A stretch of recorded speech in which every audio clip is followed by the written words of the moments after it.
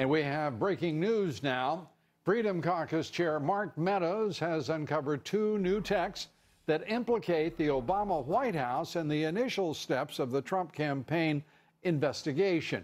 Meadows asking Deputy Attorney General Rod Rosenstein why the October 2016 text between FBI Attorney Lisa Page and former FBI Deputy Director Andrew McCabe were not turned over to Congress as requested, and whether the texts are being intentionally withheld from lawmakers.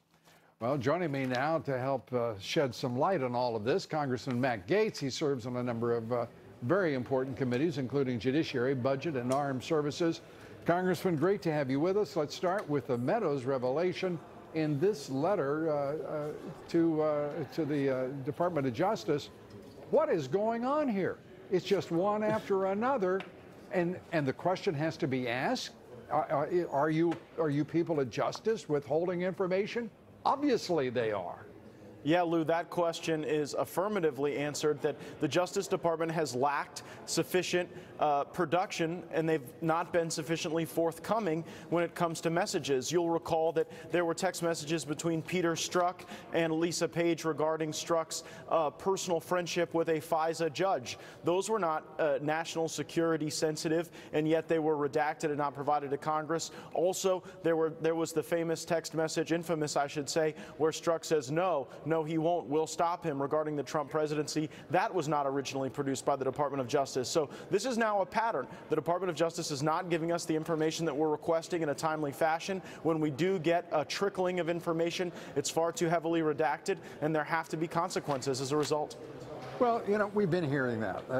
Congressman, you and I both know it. We've heard threats. We've heard them from Nunes. We've heard them from, various people in Congress. And it all comes to nothing.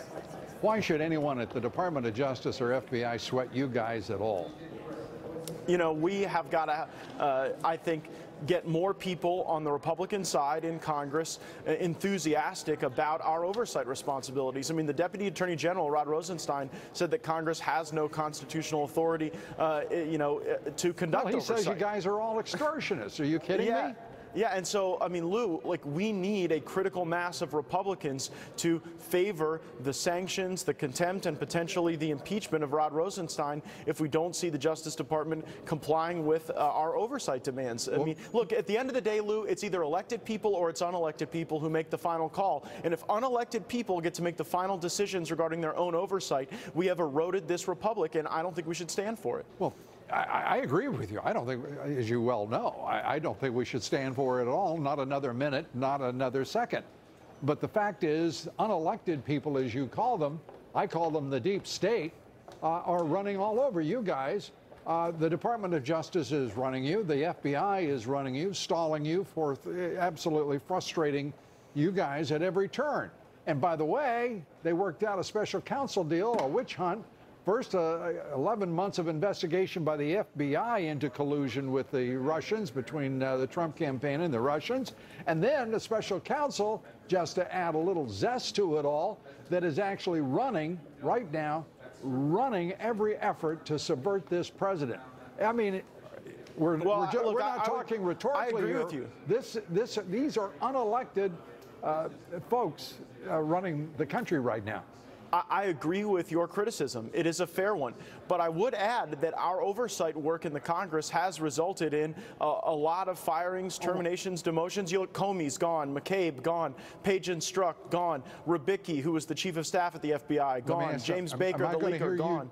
Am I going to hear you cheer for Christopher Wray, the president's choice to succeed him?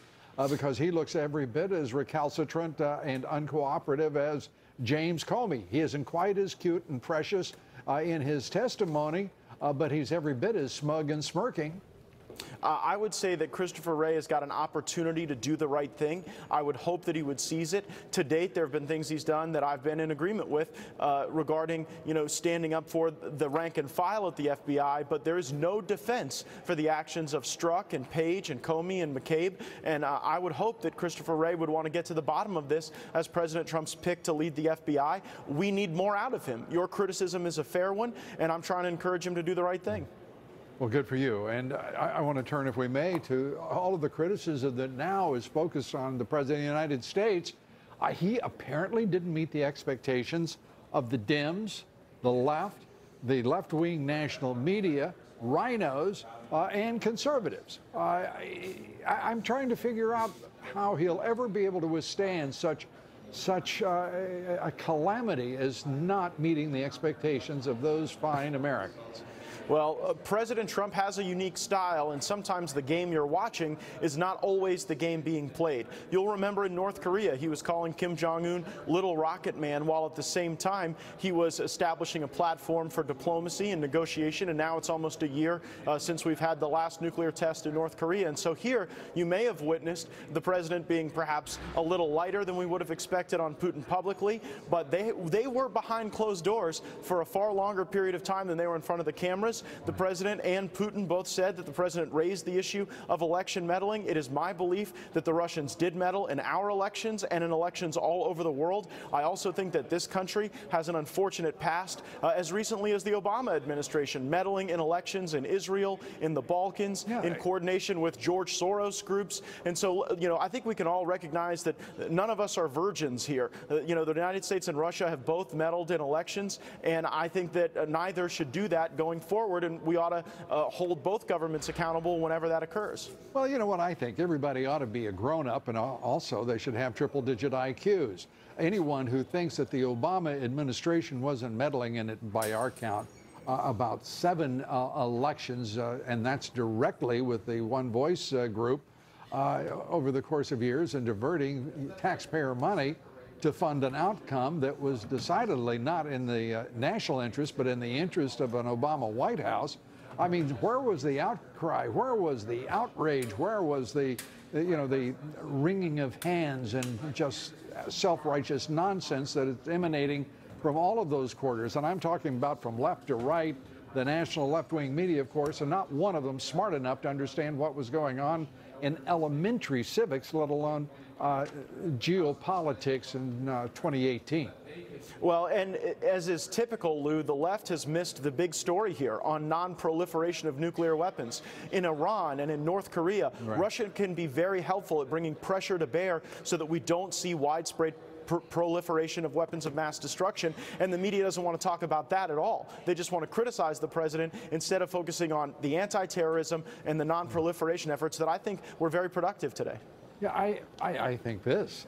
I think that this president is in charge right now of foreign policy as no one has been for the last, for the 3 presidents who preceded him. I mean, think about this. We're not in war anywhere. ISIS is all but exterminated. He is not at war with China. He is at the same time holding them, if you will, in position, whether it's the South China Sea or whether it's their economic expansionism before the World Trade Organization, with a challenge against what they are doing, the European Union. I mean, these are fools who are prattling off their complaints today about the way he conducted himself in a joint press conference with the president of Russia. It's idiotic. I would completely agree with that. Russia will not be able to get out of the demographic tailspin that their country is in. In the next 50 years, 2 countries matter, the United States and China. And they got 1 billion of them, and we got 350 million Americans. And so I think we all ought to start rowing in the same direction. Let's get everybody to work. Let's do the great things that the president has fought for the American economy, so that we can beat our competitors on the battlefield rather than in sniping at each other through the media. Yeah, I would just say one thing. I would quote Vladimir Putin, if I may, on this day in which he is archly unpopular, and that is, he will take care of Russia. President Trump will represent U.S. interests, and good luck to Xi Jinping. I added the last part. Congressman, good to have you with us. Matt, thanks, Lou. Up next.